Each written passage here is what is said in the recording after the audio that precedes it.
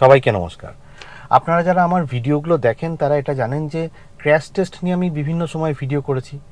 কখনো Bharat NCP crash test নিয়ে video করেছি, কখনো অস্ট্রেলিশিয়ান এনসিপি ক্র্যাশ টেস্ট নিয়ে ভিডিও করেছি, কখনো ল্যাতিন এনসিপি ক্র্যাশ টেস্ট নিয়ে আমি ডিটেলে বলেছি, আবার গ্লোবাল এনসিপি ক্র্যাশ টেস্ট নিয়েও আমার ডিটেলে ভিডিও আছে। In fact global NCAP crash test নিয়ে তো আমার দুটো ভিডিও আছে।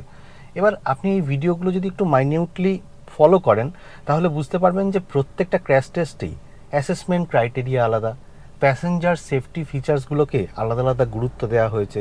এছাড়া যে গাড়িতে সেফটি ফিচার্সগুলো আছে সেগুলোরও স্কোর আলাদা। অর্থাৎ একই গাড়ি, সেই গাড়ির অ্যাসেসমেন্ট ক্রাইটেরিয়াতে যে স্কোরগুলো দেওয়া হচ্ছে সেটা ধরুন ল্যাতিন এনসিএপি ক্র্যাশ টেস্টে যে স্কোরটা দেওয়া হলো, ইউরো এনসিএফটিতে যখন চলে গেল তখন সেই স্কোরটা আলাদা হয়ে গেল। অ্যাসেসমেন্ট ক্রাইটেরিয়াটা এক, কিন্তু স্কোরগুলো আলাদা। আর সেই জন্যই অস্ট্রেলিশিয়ান এনসিএপি ক্র্যাশ টেস্টে যে গাড়িটা অর্থাৎ স্করপিও এন 0 স্টার পেয়েছিল, এবার সেই গাড়িটাই তার আগে যখন গ্লোবাল এনসিপি ক্র্যাশ টেস্ট করানো হয়েছিল তখন সেটা 5 স্টার রেটিং পেয়েছিল।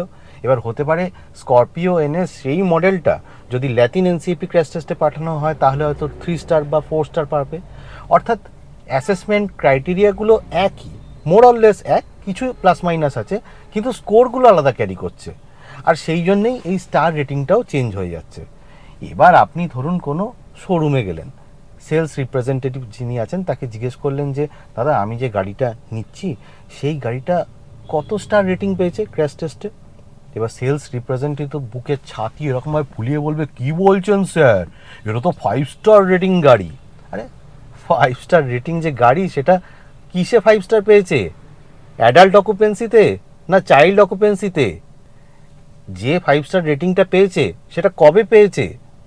সেই অ্যাসেসমেন্ট ক্রাইটেরিয়া বা নতুন নর্মস চলে আসেনি তো। এইবার দেখবেন যে এই যে চওড়া ছাতিটা এটা কিসমিসের মতো এরকম সরু হয়ে গেছে। অর্থাৎ আইদার সেলস রিপ্রেজেন্টেটিভ আপনার প্রশ্নের উত্তর দেওয়ার জন্য কমফোর্টেবল ফিল করছে না, কিংবা সেলস রিপ্রেজেন্টেটিভ আপনি যে প্রশ্নগুলো করেছেন সেগুলো সম্পর্কে সম্পূর্ণরূপে অবগত নয়। কিন্তু আপনাকে তো জানতে হবে। জেনারেলি এই যে 5 স্টার বলে, 4 স্টার রেটিং পাওয়া গাড়ি বলে, সেগুলো সমস্ত অ্যাডাল্ট অকুপেন্ট সেফটি ফিচার্সটাকেই তুলে ধরা হয় সকলের সামনে। চাইল্ড অকুপেন্ট সেফটিতে 3 স্টার পেয়েছে না 2 স্টার পেয়েছে সেটা কিন্তু আপনার সামনে তুলে ধরা হচ্ছে না। এই যেমন ধরুন না, টাটা নেক্সন গাড়ি 2018 সালে একদম টাটা ঢিন্ডোরা পিটে দিল যে 5 স্টার রেটিং পেয়ে এসছে, প্রথম 5 স্টার রেটিং পাওয়া গাড়ি গ্লোবাল এনসিপি ক্র্যাশ টেস্টে। কিন্তু 5 স্টারটা কিসে পেয়েছিল? অ্যাডাল্ট অকুপেন্ট যে সেফটি আছে তাতে 5 স্টার পেয়েছিল। চাইল্ড অকুপেন্ট সেফটিতে তো টাটা নেক্সন 3 স্টার পেয়েছিল।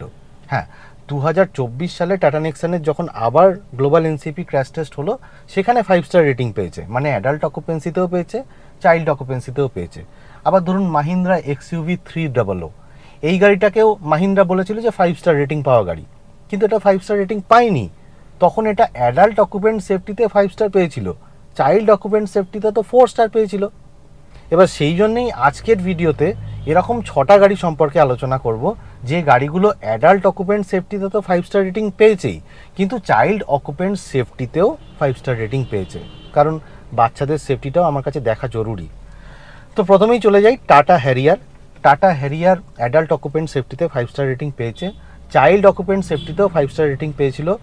আউট অফ 49 45 স্কোর করেছিল। এটার যে এক্স শোরুম প্রাইস সেটা শুরু হচ্ছে 15.49 লাখ থেকে এখনকার দিনে।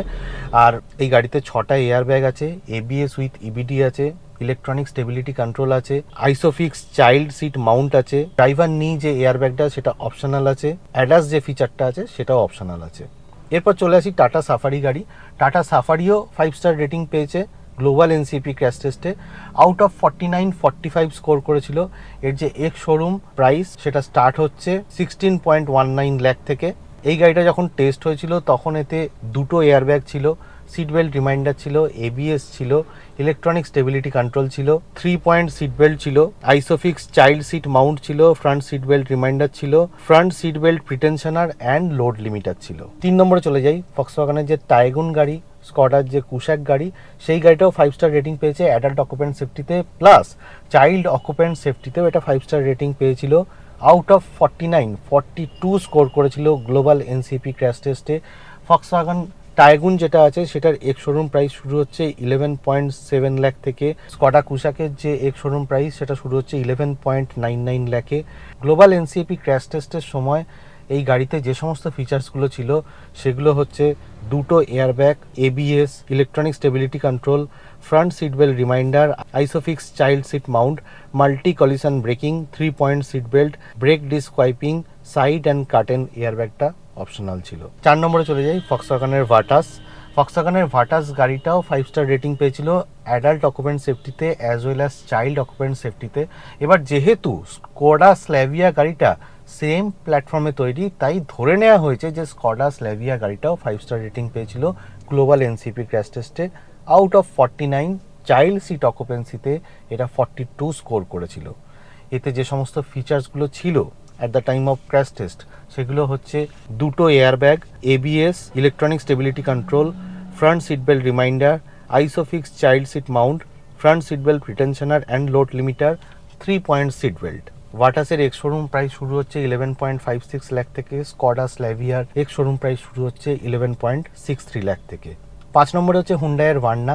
এটাও চাইল্ড অকুপেন্ট সেফটিতে 5 স্টার স্কোর করেছিল, আউট অফ 49 42 পেয়েছিল। এবার গ্লোবাল এনসিপি ক্র্যাশ টেস্টের সময় এই গাড়িতে যে সমস্ত ফিচার্সগুলো দেওয়া হচ্ছে সেটা হচ্ছে 6টা এয়ারব্যাগ ছিল, এবিএস উইথ ইভিডি ছিল, ইলেকট্রনিক স্টেবিলিটি কন্ট্রোল ছিল, আইসোফিক্স চাইল্ড সিট মাউন্ট ছিল, অ্যাডাস 2 ছিল, তবে সেটা অপশনাল ছিল। এটা যে শোরুম প্রাইস সেটা শুরু হচ্ছে 11 লাখ থেকে। 6 নম্বরে চলে যাই টাটা কোম্পানির নেক্সান। এর যে এক্স শোরুম প্রাইস সেটা আজকের দিনে শুরু হচ্ছে 7.99 লাখ থেকে। এটাও চাইল্ড অকুপেন্ট সেফটিতে 5 স্টার স্কোর করেছে, অ্যাডাল্টেও 5 স্টার স্কোর করেছিল এবং out of 49 child occupant সেফটিতে 44.52 score করেছে out of 49। Global NCAP crash টেস্টের সময় এই গাড়িতে যে সমস্ত ফিচার্সগুলো ছিল সেগুলো হচ্ছে এরকম: 6টা এয়ারব্যাগ ছিল, এবিএস উইথ ইবিডি ছিল, ইলেকট্রনিক স্টেবিলিটি কন্ট্রোল ছিল, হিল হোল্ড ছিল, আইসোফিক্স চাইল্ড সিট মাউন্ট ছিল, 3 point seat belt for all passengers ছিল, রেয়ার পার্কিং সেন্সার ছিল। তো এই হচ্ছে 6টা মডেল যেগুলো গ্লোবাল এনসিপি ক্র্যাশ টেস্টে চাইল্ড অকুপেন্ট সিটেও 5 স্টার রেটিং পেয়েছে। এছাড়া টাটা নেক্সানের যে ইভি মডেলটা আছে কিংবা টাটা পাঞ্চের যে ইভি মডেলটা আছে সেটাও recently Bharat NCP crash test করানো হয়েছে এবং সেখানেও 5 স্টার রেটিং তারা পেয়েছেই অ্যাডাল্ট অকুপেন্ট সেফটিতে। এছাড়া চাইল্ড অকুপেন্ট সেফটিতেও এই গাড়িগুলো 5 স্টার রেটিং পেয়েছে, কিন্তু সেগুলো সম্পর্কে একটা সেপারেট ভিডিও বানাবো, কারণ ভারত এনসিপি ক্র্যাশ টেস্ট সম্পর্কে একটু আপডেট আপনাদের দেওয়া দরকার। তো আজকের ভিডিওটা এখানেই শেষ করলাম। ভিডিওটা যদি ভালো লাগে লাইক শেয়ার কমেন্ট করবেন, আর ভিডিওটায় অবশ্যই কমেন্ট করে জানাবেন। আপনার যদি কোনো প্রশ্ন থাকে তাহলেও সেটা লিখে জানাবেন ভিডিওর কমেন্ট বক্সে। আর যারা 4 হুইলার চালান তারা কি করবেন, সিট বেল্ট পরবেন, 2 হুইলাররা হেলমেট পরবেন। খুব ভালো থাকবেন।